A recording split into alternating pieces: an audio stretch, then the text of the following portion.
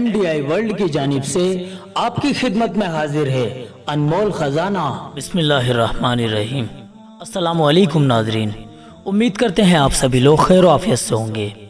नाजरीन, अनमोल खजाना के एक और नए एपिसोड में आप सभी लोगों का तहे दिल से इस्तकबाल है। आज के एपिसोड में हम आपको बताएंगे कुरान करीम की वो कौन सी आयत है जिस पर सिर्फ एक सहाबी ने अमल किया। तो चलिए नाजरीन शुरू करते हैं। नाजरीन, 28वें पारे की सूरह अल मुजादला की आयत नंबर 12 है। या अय्युहल्लज़ीन आमनू इज़ा नाजयतुमुर रसूल फक़द्दिमू बैन यदै नजवाकुम सदक़ा, जिसका तर्जुमा यह है, ए ईमान वालो, जब तुम रसूलुल्लाह सल्लल्लाहु अलैहि वसल्लम से अकेले में कोई बात मालूम करो तो अकेले में आपसे बात करने से पहले सदका करो। इस आयत में अल्लाह पाक ने सहाबा रजी अल्लाह अन्हुम को हुक्म देते हुए फरमाया कि अगर तुम में से कोई शख्स अकेले में अल्लाह के नबी से मिलकर कोई बात करना चाहता है तो पहले वो कुछ सदका करे, फिर उसके लिए जायज होगा कि वो अल्लाह के नबी से अकेले में बात करे।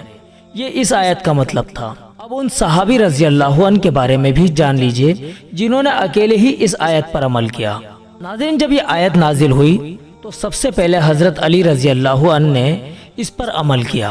उन्होंने एक दिनार जो सोने का सिक्का होता है उसको सदका करके आप सल्लल्लाहु अलैहि वसल्लम से अकेले में बात करने का वक्त लिया। हजरत अली रजी अल्लाह अन्हु इस आयत के बारे में खुशी से फरमाया करते थे कि कुरान करीम की एक आयत ऐसी है जिस पर सिर्फ मैंने अमल किया है, मेरे सिवा किसी और ने उस आयत पर अमल नहीं किया।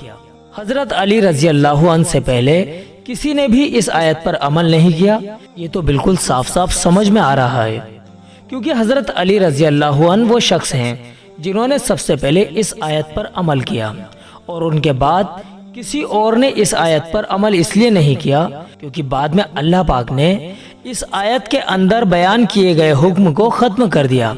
यानी अल्लाह के रसूल से अकेले में बात करने से पहले सदका करना जरूरी है, इस हुक्म को अल्लाह पाक ने बाद में खत्म कर दिया। उम्मीद करते हैं आज के एपिसोड से आपकी नॉलेज में काफ़ी इजाफा हुआ होगा।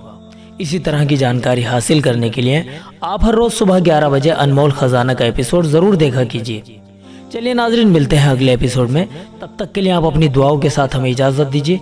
अस्सलामु अलैकुम व रहमतुल्लाहि व बरकातुहू।